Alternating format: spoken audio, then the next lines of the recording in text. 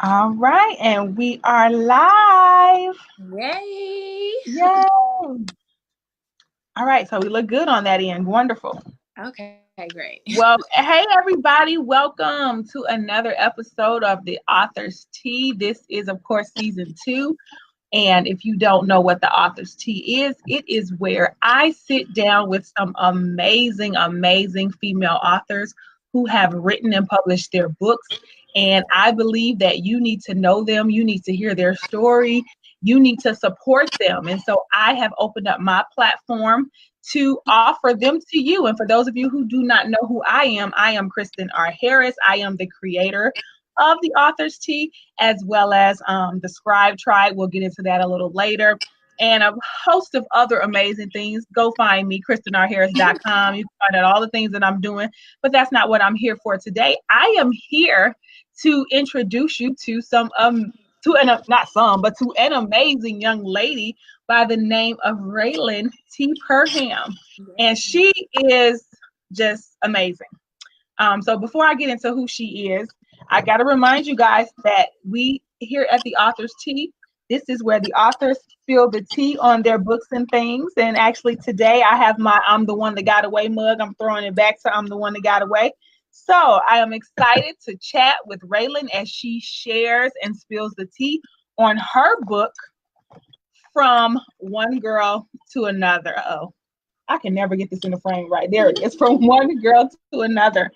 So, Raelyn, welcome to the Author's Tea. I have been knowing Raelyn for a really long time, probably since she was a little girl, and now she's a beautiful young woman, and we'll get into all of that. But Raelyn, tell us a little bit about yourself. Okay. Good evening, everybody. Um, as Miss Kristen stated, my name is Raelyn T. Purham. I am the author of From One Girl to Another, Daughters of Destiny. I am 23 years old. I am also the founder of a non-for-profit organization called Daughters of Destiny, and that non-for-profit organization focuses on spiritual empowerment, support, just providing girls with the support that they need for the story that they have. So I am just an influencer to young girls and an authoress now. Yes, an author. Yes. So Raelyn actually came through the very, very first cohort of the Scribe Tribe. Yes. So I want to let you guys know, and I'm going to get into that a little later, but I want to let you know that the Scribe Tribe produces results. Like this isn't something we just talk about, and I don't talk about it unless I have receipts to back it up. So this book right here, From One Girl to Another, this is a receipt of the Scribe Tribe. So, hey, we'll get into that a little later. But anyway, Raelyn, I am so happy to have you here because I did get a chance to check out your book. And excuse me, I must say that it is an amazing read. Um, I I felt like it was for so many different people. But I want to know, who did you write the book for before I get into who I felt like it was for? Okay. Well, I wrote the book for young girls um, just who need help. Um, they need support. I wrote it for a young girl like myself when I was younger. When I was younger, I Mm-hmm. needed influencers like myself, and young girls like myself to just support me with the different stories that I had and the challenges that I was facing as a young girl. So Yeah, I wrote yeah. it for them. I wrote it for those girls who need guidance. I wrote it for the girls who need wisdom, who need godly counsel. So that's Mm-hmm. what I wrote the book for. And why did you think that it was important for you to open up and be so transparent in sharing your story with those young ladies?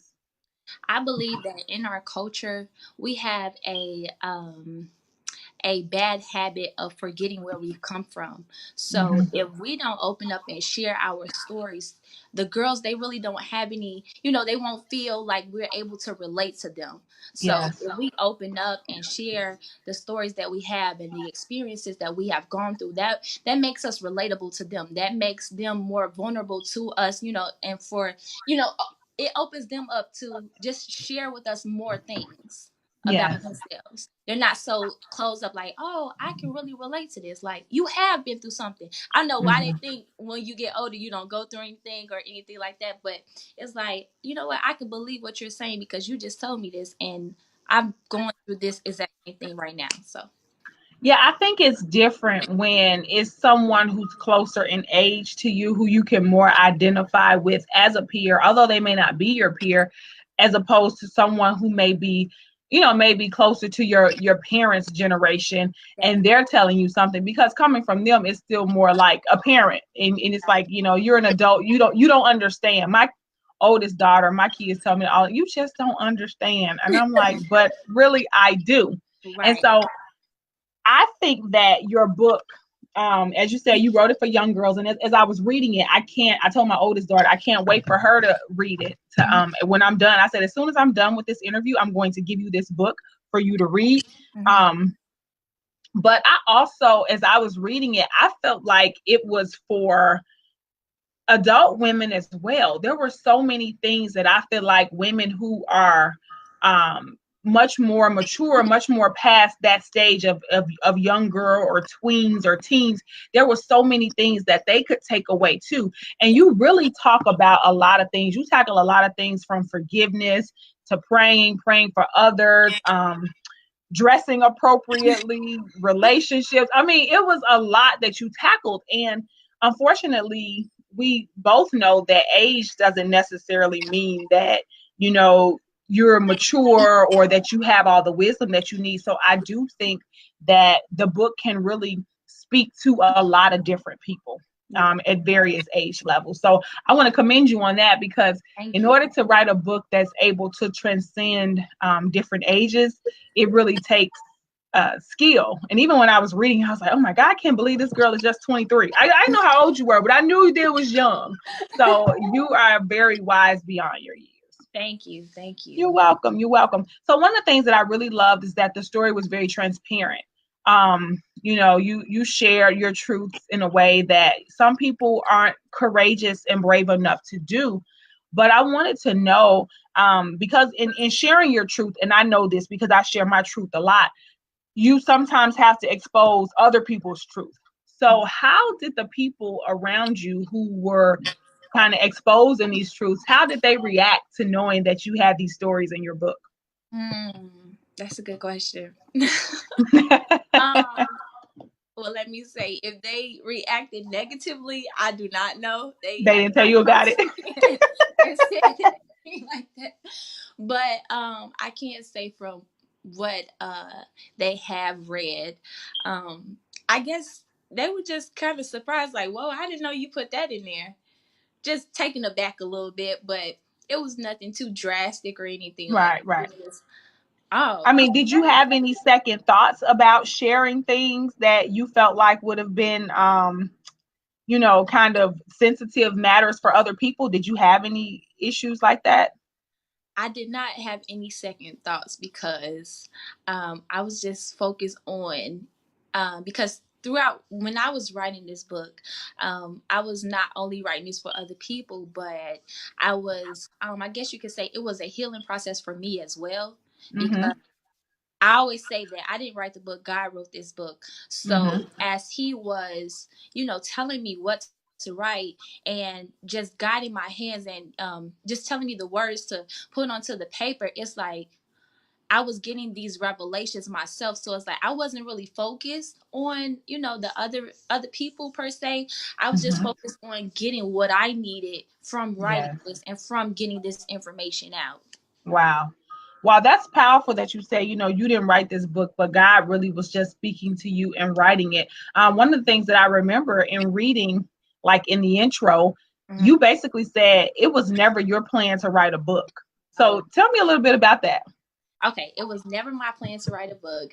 I would tell you, I was in the bathroom and I was getting ready to take my shower. And after I was done showering, I've always been a person who likes to journal. I've just ever since I was in second grade, I remember going to get my very first journal and I still have it. It's a pink Winnie the Pooh journal. And I got it Oh, in wow. Arlington.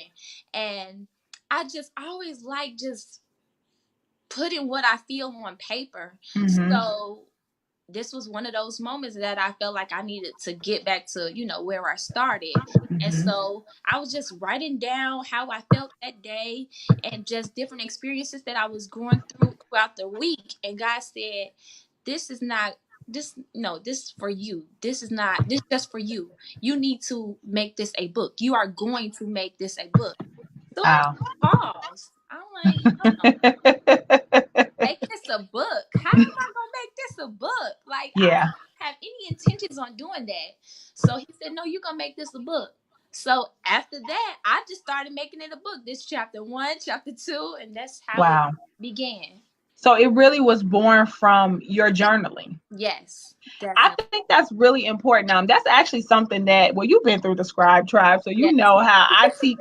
And that's actually something that I teach people when I'm like, they're like, I want to write a book.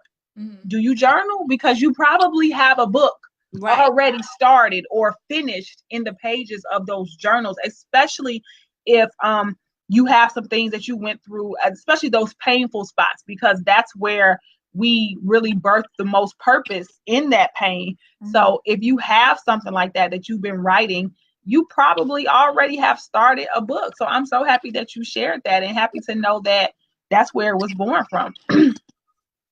So one of the things that well, you didn't mention this, but of course you mentioned it in the book, and of course I know you personally. Mm-hmm. So I know that you have grown up as a PK, Yes. and I'll even say a PGK, Right.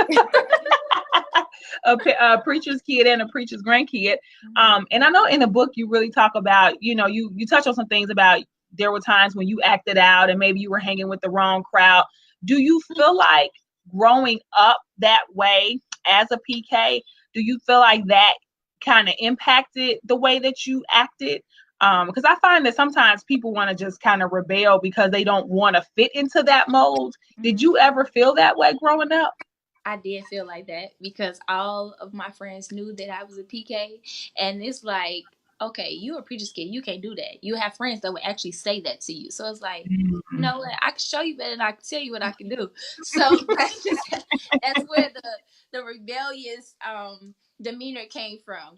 So yes, I definitely felt like I had to basically just prove that no, I can do what y'all doing too. Well, do you think it also had the reverse effect at times? Like you felt like because you were the PK, you had a greater responsibility in some instances. Like, did you find yourself waffling back and forth with that? Um, I will say at school, no, but at church, yes, because at church, you're definitely held to a whole different standard than all of the other kids. And you have those people when you're doing something bad, you have those people that say, oh, you pastor's granddaughter, you can't be doing that, Mhm, So mhm. yeah, I did battle with that inside of the church, but not outside of the church. Got it. Well, I want to get into the book because that's what we're here to talk about. Yes. From one girl to another, Yes. Daughters of Destiny. First of all, let me tell you, I love this cover. This is so cute. And my daughter actually picked out one of the little girls on here. She says she goes to school. She's like, that's my friend. Really? Yes, my 6-year-old Kai, she picked out one of the girls on the cover. But I love this cover. It's just cute and fun and vibrant, and I just love it. Oh, thank Um, you. but what I've done is I kind of went through. First of all, again, I love the book, so it was really hard to pull out just a few things to talk about. But I kind of went through and pulled out 3 different chapters, and we're just kind of walk through them. So the first one I want to talk about is it's entitled "Watch Your Mouth." Mm. And in this particular one, there's this quote that I think it ends the chapter, and it says, when you speak positively, you begin to see positivity around you. You may not believe what you say at first, but once you start speaking things into existence, it will feel so good to you to the point you have no choice but to believe it. Mm. How has that principle manifested in your own life? Okay. So, I will say that my dad has always said, power of life or death lies in the tongue. Like he instilled that into me, like as a young child. So I knew that. It almost seemed like out the womb, I knew that. But so it has definitely worked wonders in my life, and not only my life, but the people around me, because I'm always preaching that to them. So let me see if I can think of an example of it. It happens. Oh, I can think of one.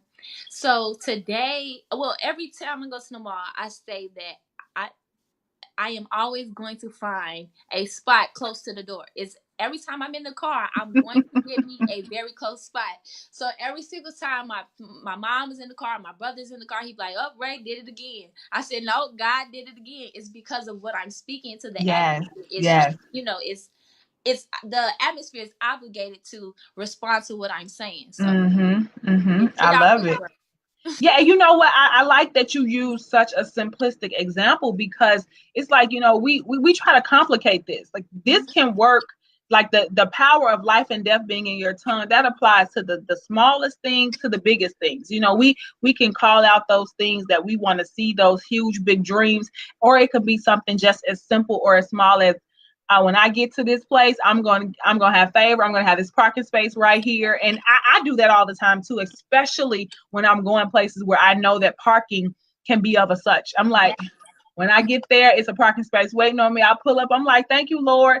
They're like, oh, well, that was a coincidence. No, it wasn't a coincidence. It's because I was intentional about staking my claim to that which I felt like belongs to me. Definitely. So I think I love that chapter, because I really do believe in the power of our words. And I don't feel like a lot of times we put enough emphasis on that. So I appreciated you for sharing that. And again, I was like, oh, I can't wait till my baby reads this, because she needs to understand that her words really have power. Yes. So then oh, I'm sorry, go ahead. No, I was just saying it's such a small step. If we can It do is. It that. is. It's such a small step with huge results. Yes. Mm-hmm. Mm-hmm. So the next one that I really loved, and I think it was really because of the title. It was entitled "The Winner Circle."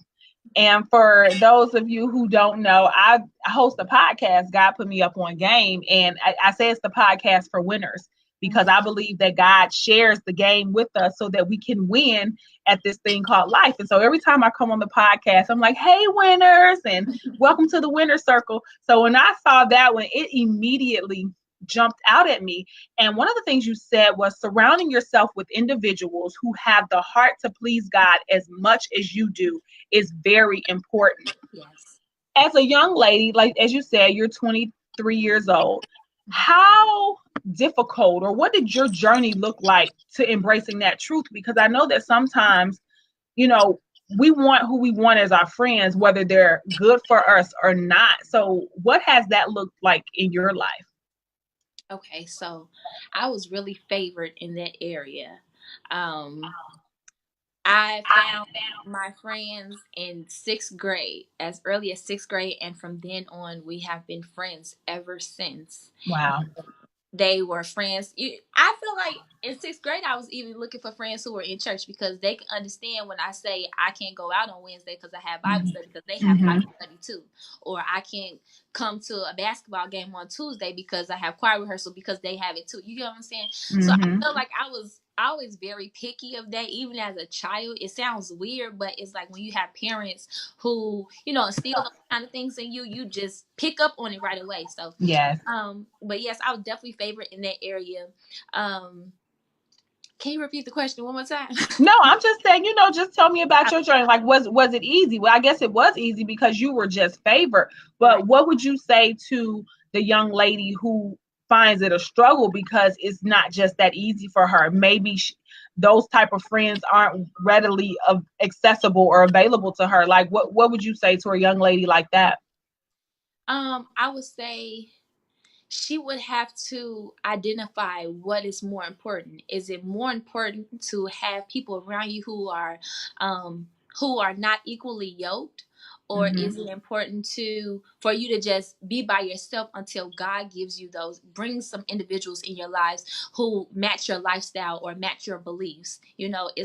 I've even recently I've had to come to make some very adult decisions even about some of those childhood friends, because you just realize growing up, okay, well, you're veering off into one path that I'm not veering off into.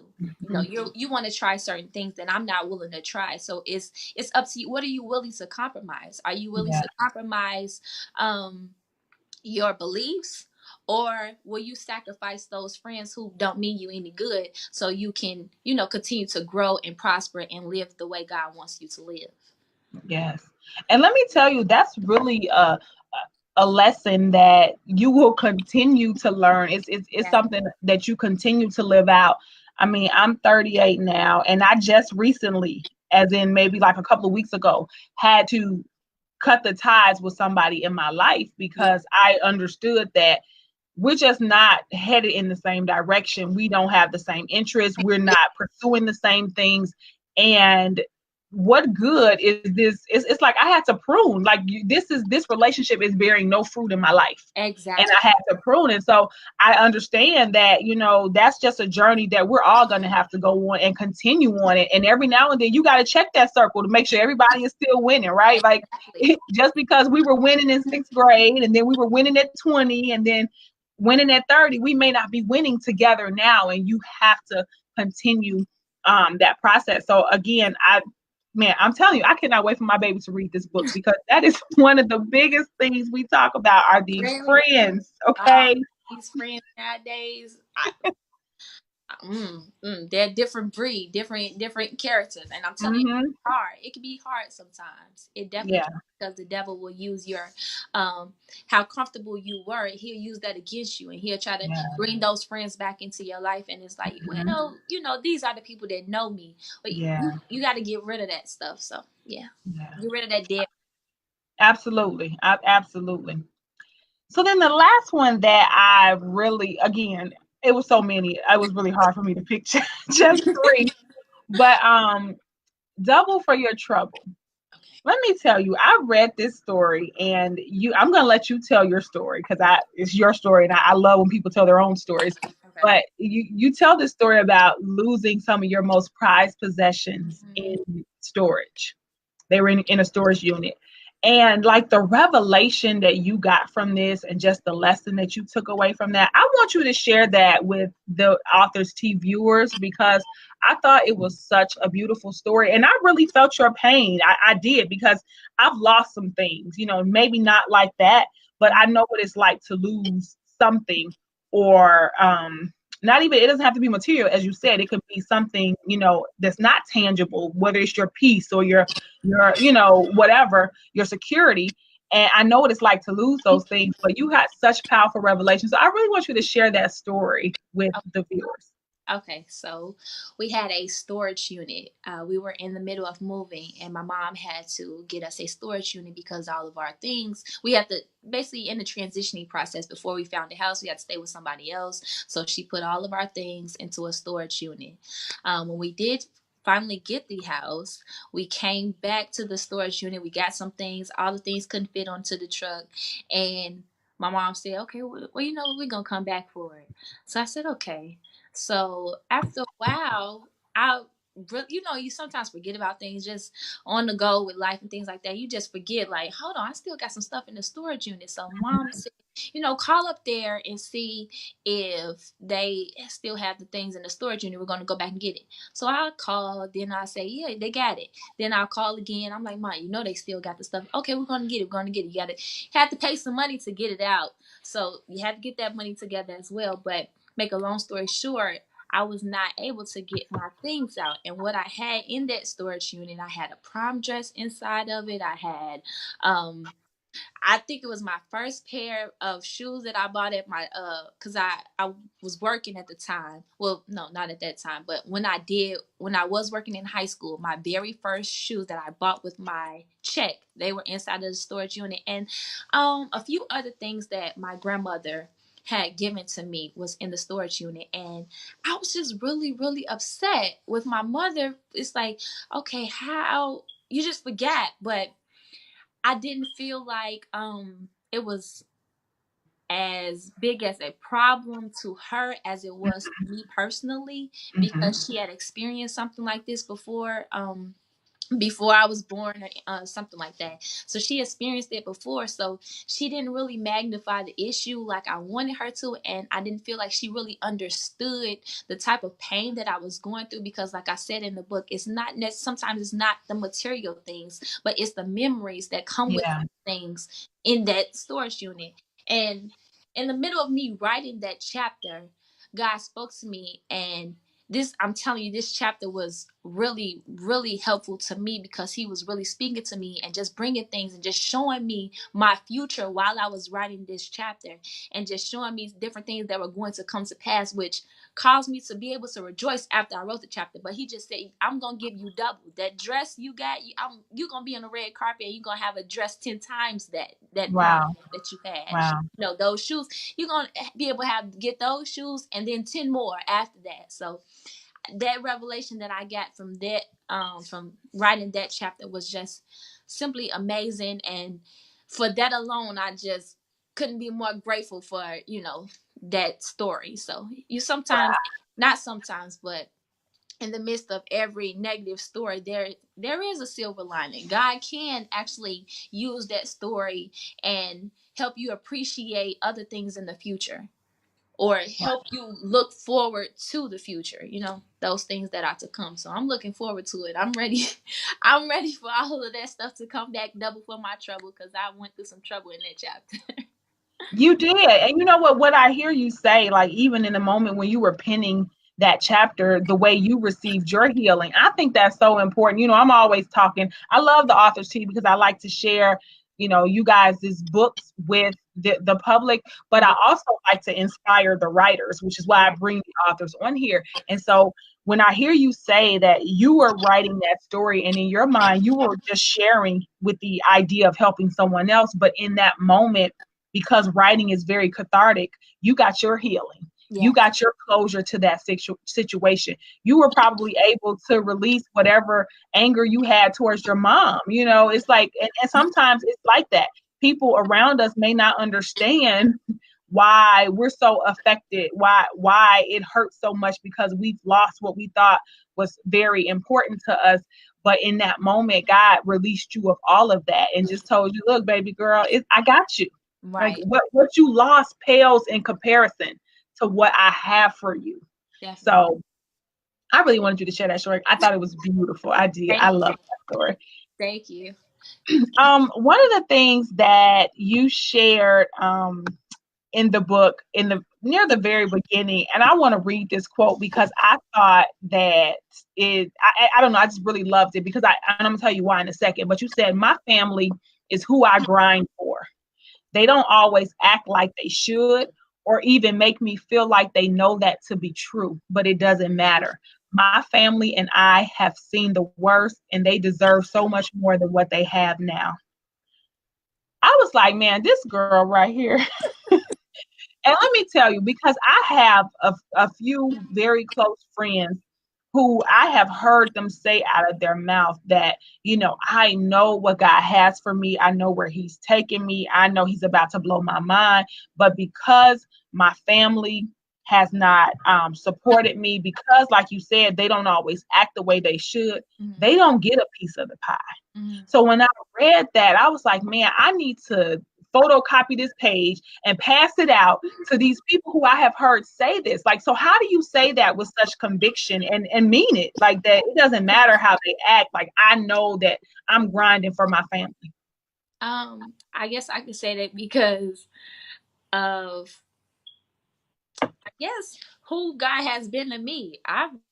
I've done so many wrong things in my life, and God hasn't wrote me off at all. He hasn't said, you don't get to see the blessings that I have for you, or you don't get to experience this grace and mercy. So he hasn't done that to me. So I don't feel like I should do that to my family. Like I said Yeah. in the book, whether they know it or not, I'm doing it for them, because what I'm doing will eventually make them great as well. It's not just going to put the light on me, but I'm going move the light off me, put it on them as well.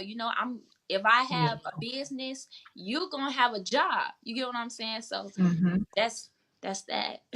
I love it. And that's why God is going to blow your mind, because you have that attitude and you have that mentality. And I think it's beautiful because for someone as young as you are, I mean, I don't mean that in a derogatory way, but someone as, young as you are, like that's kind of rare for you even to have that mentality. So I think that it's beautiful. And I pray that everything that God has shown you, that it exceeds that by 100 times, because I know that he's going to blow your mind. I think I told you this when we were talking via email or something one day or somewhere. I told him, like, girl, whatever it is, I know it's big. Like, God has some amazing plans for you, because your head is just on so straight. Like, I'm blown away even by this conversation, and definitely by reading this book.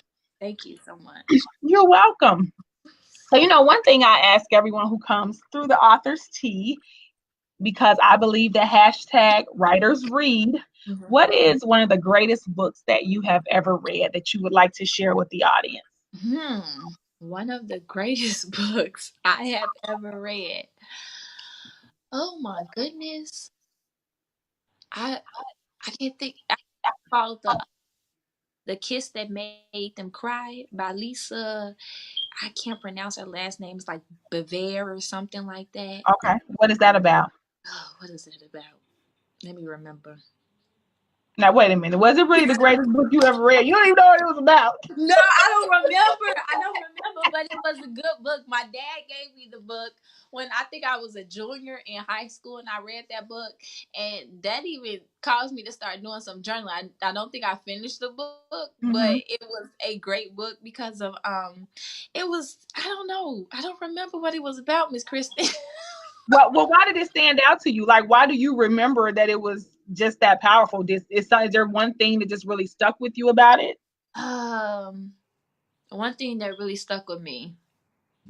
I know it had a lot of wisdom inside of it. Okay. I know that it was definitely relatable with me being a young girl who was in high school. They did talk about relationship issues. For some odd reason, I was dealing with that in high school. And what's the name of the book again? It's called The Kiss That Made Her Cry. The Kiss That Made Them Cry. Okay. Yes. Well, I'll have to check that out. So where can we find... Oh, okay, there it is. Lisa Bever. Okay. Yes. Got it. Wonderful. Thank you. You're welcome. So look, you got your helper over there. I don't know who's helping you. So let us know, where can we purchase your books and how can we connect with you? Okay. I'm sorry. You can purchase my book at www.raelyntpurham.com. Raelyn, can you see it? RaelynTPurham.com. We got it on the screen. They can see it flashing on the screen. Okay. And you can connect with me on Instagram at iRockOriginality, and on Facebook as well, Ray Purham. Love it. Wonderful. Well, listen, as I said when we first came in, those of you who were late, you may have missed it, but Raelyn is actually a graduate alumni of the Scribe Tribe. And so that's why her book is done. There we go. That's why her book is done, because she was in the very, very first group that went through the Scribe Tribe, and I'm so happy and excited for her. So if you want to write a book, well, you know what? Let me ask you, Raelyn, since I have you on here, why don't you tell us how the Scribe Tribe helped you? Okay, the Scribe Tribe helped me tremendously. I didn't know what direction I was going in. I didn't know how to publish a book, didn't know the first thing about it. And when you put your mind to do something and it's in alignment with God's plan, he would just bring those people, for you to connect with. And it was right there.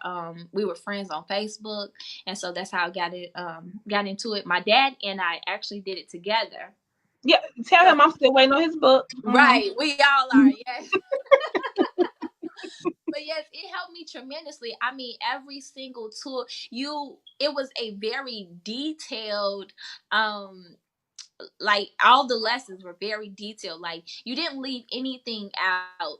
And for that, I'm a big note taker. So I was able to get everything. She's not cutting corners, or it's not like she just wants to be the only one winning. No, she wants you to win as well. So Yes. she's not cutting any corners. She is telling you exactly what you need, how you need to go about it, the pros and cons to self-publishing, vanity publishing. You taught it. You just, it's a whole lot. But I was obviously helped by it because I have a book. Yay. Yes. So listen, those of you who are watching, or if you know someone who wants to write a book, I keep Yes. telling you guys, come and join the Scribe Tribe. The Scribe Tribe is lit. We got results. You can go to bit.ly/Scribe Tribe and you can join. I have an online course if that doesn't work for you because you need a more hand holding, which some people do. I don't knock you for that. You go to my website, KristenRHarris.com, and there you can sign up for a one-on-one author mentorship call with me, and I can work with you on a monthly basis to really help you push your book out. I'm excited because we got about 4 books coming out before the summer, or right leading into the summer. And I'm excited about that. We've already put out 3 books this year. It's April, so Scribe Tribe has already put out 3 books, and we got 4 more coming before the summer even begins. So I am excited, and I know that it works. Listen, if you are not in tune with this young lady, Raelyn, you want to make sure you get in tune with her. Go and get her book. She gave you her website. We'll get it back up on the screen for you just in case you missed it. But you want to go and grab this book, From One Girl to Another, Daughters of Destiny. It's so cute. This is such a cute cover. I love this book. And there's so much in here for young ladies and teenagers alike, and adult women. I mean, it's some stuff in here that we all can take away. But before we go, it's one last quote I want to read that you wrote. This was from It's Already Yours. And the end of the chapter says, people do not understand. They hurt themselves by not following the lead of God. You may sometimes think your plan will get you to your desired destination faster, but in reality, it only delays you and puts you further behind where God intended for you to be. God's plan has not been put together at the last minute or at the spur of the moment. It was thought out and foreseen, which is something many of us fail to realize. Every move you make without God pushes your destiny and your blessings and the blessings God has for you back more and more. Don't delay yourself any longer. It's time for you to go get your stuff. I thought that was a great place to end because whatever it is that you are waiting on God for, one, He's probably waiting on you to get in position to do the things that He's called you to do. And 2, don't get out ahead of Him. Like, let Him lead you to whatever it is that He has for you and that He's calling you to. So, Raelyn, I thank you for your wisdom. You are so wise beyond your years. Thank you so much for coming down to the Author's Tea. And I pray nothing but God's best on you. Thank you. 2019 and beyond. Okay.